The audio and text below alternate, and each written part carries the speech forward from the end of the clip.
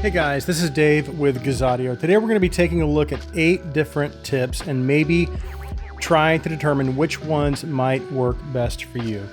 First, we'll go over the basic features, characteristics, and pricing of each tip. Then at the end, I'll talk about some of my personal IEMs and which tips I use and why. Then I'll pick my top 3 tips. Also, I should point out that 5 of the 8 ear tips we will be comparing are Spinfits, because over the years, Spinfit has kind of been the company that I've always gravitated to. As a matter of fact, for quite some time, one of my go-to ear tips has been the CP145 because it provided the comfort, isolation, and that neutral sound that kind of appealed to me. But again, that's just one of my go-to ear tips. I also have other tips I use quite often, like the Final Type E's, the Sedna Earfit Xelastec, and even more recently, the Moondrop Spring tips. So the tips we're going to be covering are the Spinfit W1, the Spinfit CP145, the Spinfit CP100 Plus, the Spinfit CP100, the Spinfit CP155, the Final Type E, the Sedna Earfit Xelastec, and finally the Moondrop Spring tips. But before we jump in, I think I should talk just a little bit about what makes the Spinfit ear tips different from most other tips. Unlike many other ear tips out there, the Spinfits are flexible where the flange and stem meet and are designed to conform kind of to the angle of your ear. So again, that is a trait or a design approach that is unique to Spinfit. Another thing I should mention is that Spinfit has an ear tip option for just about everything, including TWSs and even adapters for specific TWS models like the AirPods Pro, Galaxy Buds Pro, the Jabras, the Pixel Buds Pro, and of course, if you prefer a double flange tip, they also have those as well. Okay, let's go over the W1s first. Now, of the ear tips we will be looking at today, the W1s are the newest to the market. They are compatible with IEMs, having a nozzle size of anywhere between 5 millimeters and 6 millimeters, and have a core diameter of 4.5 millimeters. The flange is soft and grippy. It's not as soft as the spring tips, but it's close. It perfectly conforms to the angle of my ear canal because of the bore structure, and is very comfortable. The grippy texture kind of ensures a secure and stable fit, so I don't have any issues with the tips coming loose at all. I tested these for several hours during a drum session, which is a great way to test these because I move around a lot, and I had no issues with them coming loose or any discomfort at all. As for the sound, they come across to my ears as pretty neutral, so they don't change the sound of the IEMs at all. And as for isolation, I would say they are just slightly below average, likely due to the softer silicone. And these can be purchased for around $20 a set. Okay, so next we have the CP145s. Like I mentioned in the opening, the CP145s have been a go-to ear tip for me for quite some time. Like the W1s, the CP145s are compatible with IEMs with a nozzle size of 5 millimeters to 6 millimeters and also have a core diameter of 4.5 millimeters. The flange is very soft, but not as soft as the W1s or the spring tips. It's not as grippy either. So while I don't necessarily have issues with them coming loose, they don't feel quite as secure as the W1s or the spring tips. I also have no issues with discomfort during long listening or drum sessions. Like the W1s, the CP145s come across as basically neutral to my ears, and it really didn't change the sound of the IEMs. And as for isolation, I would say they offer above average isolation and can be purchased for around $11 or $12 for a pack. Okay, so next we have the CP100 Plus. The main difference between the CP100 Plus and the original is the CP100 Plus uses a medical grade silicone instead of the standard silicone. I believe the original is made out of a food grade silicone. So the CP100 Plus is slightly grippier than the original CP100. They have a core diameter of 4 millimeters and are compatible with IEMs with a nozzle size of 4.5 to 5 millimeters. Like the W1s and the CP145s, the CP100 Plus is very secure and comfortable during long listening or drum sessions. As for isolation, I would say it's about average. Silicone feels a little softer and maybe thinner than the original CP100, so the original CP100 isolation is just slightly better. And as far as cost, you can usually get these for around 12 to 14 bucks a pack. Okay, and next we have the original CP100s. The original CP100 is made out of, again, I believe a standard or a food grade silicone. This was actually the ear tip that I used before the CP145. I had these when I had my JH Audio NG2s, my older, I think they were the 2019 Andromedas, and also my 64 Audio U12 Adeles.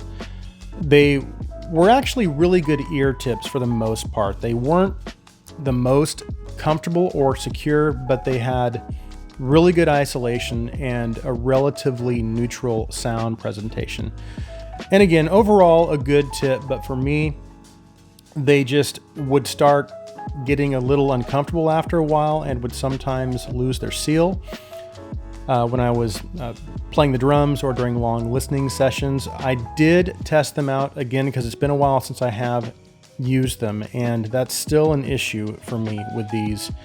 But again, overall, a good tip still, even now. I think you can get these for around 12 or 13 bucks a pack. Okay, so next we have the CP155s. As you can see, the shape is a little different on the CP155. It's a little taller, a little pointier, for lack of a better term, than the other ear tips. It's 11 millimeters tall. So for me, what that means is it's just when I use these, they insert just a little deeper into my ear canal than the other ear tips.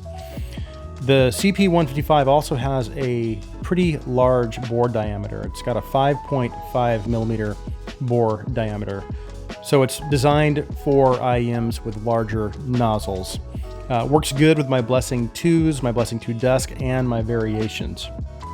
However, I just don't use these because I actually prefer the CP145s for those IEMs.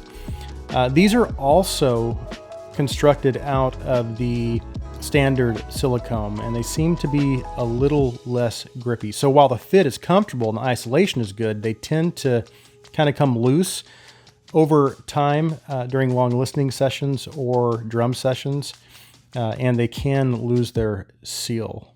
And as far as price, you can get a pack of these for around $12 to $14. Okay, and next we have the Final Type E's. These have actually been a favorite of mine for quite some time.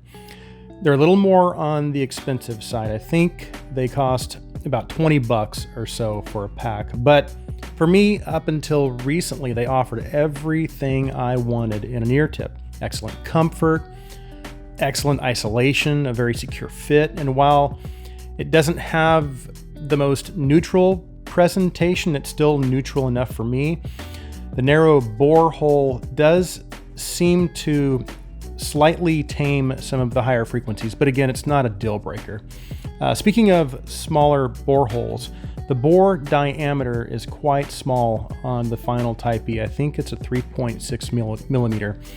So it works great on IEMs with like a grooved nozzle or even like a smaller nozzle like the Campfire Andromeda, but it does have a tendency to slide off of metal or even just smoother nozzles like the nozzles on my Variations or Blessing 2s. They just don't stay on the nozzles very securely. So that is one downside to these. They're not going to be as versatile as some of the other ear tips. Now, next we have the Azla Sedna Earfit Xelastec. The Xelastec is actually a pretty interesting ear tip. And there were two things that initially kind of intrigued me about these. The first was their ability to change shape to fit the unique contour of your ear. And secondly, its sticky texture. I was actually having issues with a certain pair of IEMs staying in place while I was playing drums, so I thought these might offer a potential solution. So I bought a couple pairs, and they actually worked pretty well, and I still use them on occasion. Now, as for isolation, these offer above average isolation. They do a great job of blocking out external noise. Comfort is good, but it's not the best out of these. So for the most part, these are great tips, and they do a good job at everything. And they basically do as they're advertised. However, again, it's just the comfort. And also I do have another small issue, and that is they get dirty really fast, and I feel like I'm cleaning them constantly. But I guess that's kind of the trade-off you get when you want something with a super sticky texture. Otherwise, they're great ear tips. They are also a little bit on the expensive side. I think they're about $19 for a pack. As far as the sound presentation, these are, overall, they have a neutral presentation to my ear. And finally, we have the Moondrop Spring tips. So I actually got the spring tips when I purchased the Moondrop chews. The Moondrop chews were 20 bucks, or you could buy these for 13. So it just made sense to get the chews and get the tips along with them. The spring tips, like the W1s, have a grippy texture and are made from a softer silicone. And those were actually the traits like the W1 that kind of attracted me to these tips. They have a bore diameter of 5.5 millimeters and fit a nozzle size of anywhere between 4.8 millimeters up to 6.4 millimeters. And again, the silicone is very soft, so they are very, very comfortable.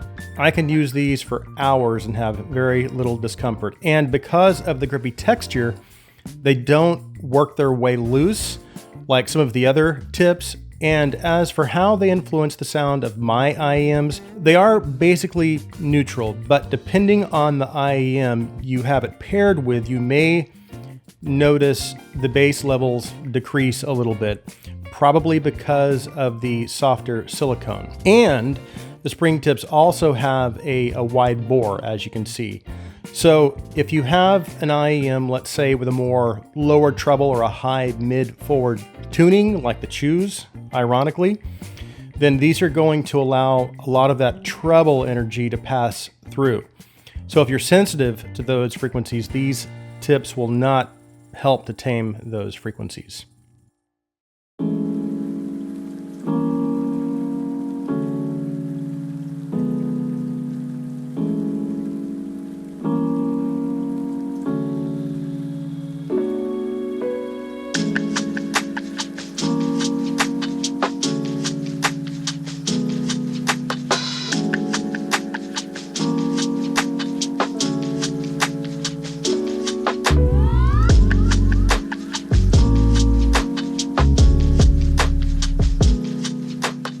Okay, so now that we've talked about all the tips, specifications, and all their features, and kind of my experience with these, I want to narrow it down to my top 3 tips. These are the tips that work best for me with my IEM collection, but that means we have to eliminate 5 of these tips. And the 5 tips that I'm going to remove from this lineup, again, these are all good tips, but these are just the tips that I've been using the least lately because there's been a lot of new tips kind of come on the scene. So that's all this is. I'm not necessarily saying these are bad tips because, again, these all have their use and they might work with some of your IEMs. This is just my personal preference. So the first tip that we're going to remove from this lineup is the CP100. The next is the CP145s. Then we're going to also remove the CP155s. Then we're going to remove the Moondrop Spring tips. And finally, the final Type E's. Yes, the final Type E's. Those were actually a go-to tip of mine recently. The only reason I removed those is because they're small bore, and again, they slide off a lot of my IEMs. They do stay on my Campfire Andromedas, but a lot of the other IEMs, I just have trouble with them sliding off. Otherwise, they're a great tip. So that leaves us with the W1, the CP100 Plus, and the Xelastec as my 3 most used tips. Just to kind of reiterate what I said earlier, these are obviously my opinions and they're totally subjective. So my preferences and attributes that are a priority for me when considering what tips to use might differ slightly from yours. So there are basically 4 attributes that kind of set my top 3 ear tips apart from the other 5. And really, these attributes are all equally very important. But for me, the very first things I look for are comfort and fit. Because I don't like pain, and it doesn't matter how well a tip isolates or pairs with a particular IEM if it causes discomfort. And if it doesn't fit properly, it could lose its seal. And if you lose your seal, you lose your bass. So my very first considerations are comfort and proper fit. Then I look at a tip's versatility, because I don't want a tip that will only work with one IEM. Lastly is isolation. Again, all of these attributes are important. And I guess really the bottom line for me is, or the question I ask myself when choosing an ear tip is, does the ear tip distract me from what's most important, and which is what? That's enjoying the music, right? So that's kind of my approach with this video. So I'll start with my 3rd most used tip first, then I'll work my way up to the most used or my favorite ear tip last. So from the least used to the most used. Okay, so my 3rd least used tip of these 3, again, which this is still a tip I use a lot, it's just the least of these 3, is the CP100 Plus. This is just a great all-arounder, and it works with all of my IEMs. The medical grade silicone offers increased levels of comfort, and its slightly grippy texture just ensures for me a very secure fit. And because of its neutral presentation, it allows your IEMs to maintain their sound signature. And again, I can use these with my entire IEM collection. And one thing I failed to mention earlier was that the CP100s that I have are actually the 2nd version. So there were a total of 3 versions. The original CP100 used just a basic silicone. The 2nd version used a food grade silicone, and this 3rd version uses a medical grade silicone. And now for my 2nd most used ear tip, and taking the 2nd place spot, is the Sedna Earfit Xelastec. And as you can see, I have them paired with my Dunu Zen Pros here. There are lots of things that I love about the Zen Pros, and that's why I purchased them. However, the tuning falls just outside of my preference in the treble department. To be more specific, the treble is just a little too relaxed for my taste. So the last thing I want to do is use a tip with a narrow, long bore that could potentially dampen or attenuate the treble. I want a wide, shorter bore like this that's going to allow all of that treble energy to flow through freely. And as you can see here, the Xelastecs fit the Zen Pros perfectly. They have a nice wide bore, and the Zen's nozzles are very, very close to the opening of the tip, and subsequently that brings the nozzle closer to my eardrum. So they have this nice wide bore, and they also do an excellent job at reinforcing the bass frequencies. So the Xelastecs just seem to be the best option for my Zen Pros, in my opinion. But here's the thing, I can also use these tips with just about all of my other IEMs, so they're very versatile. And again, because of the grippy texture and excellent fit, I rarely lose my sill. And just to kind of address what I said earlier about these not being the most comfortable ear tips in the bunch, that is true. There are two other tips that are slightly more comfortable, and those are the Moondrop Spring tips and the W1s. The only reason I didn't give the Spring tips a spot in the top 3 is because of how they affect the sound of my IEMs. I just wish they did a better job at reinforcing the bass frequencies. And of course, that leaves only one ear tip left to fill that top spot as my most used ear tip, and that is the Spinfit W1. This was a very tough decision because, again, the Xelastecs are very good, but the W1 just edged it out ever so slightly, and here's why. I can't find anything I don't like about the W1s. They do everything the Xelastecs do, but with slightly better comfort. They also do everything the CP100 Plus does, but with an added level of security because of its grippier texture. And they seem to have somehow struck that perfect balance between making the silicone soft enough to not cause ear discomfort, but still maintain enough rigidity to reinforce the bass frequencies, unlike the Spring tips. The Spinfit's new W1 ear tips are just awesome. So these are going to be probably a go-to ear tip for me, and I need to buy more pairs because right now I've only got one set. And I wanted to try them out before I did make that decision, but I'm going to definitely buy more of these. So that concludes my review and comparison of these different ear tips. I hope you guys liked it. Please like the video, please share the video, and please subscribe to the Gazaudio channel. I hope you guys have an awesome day.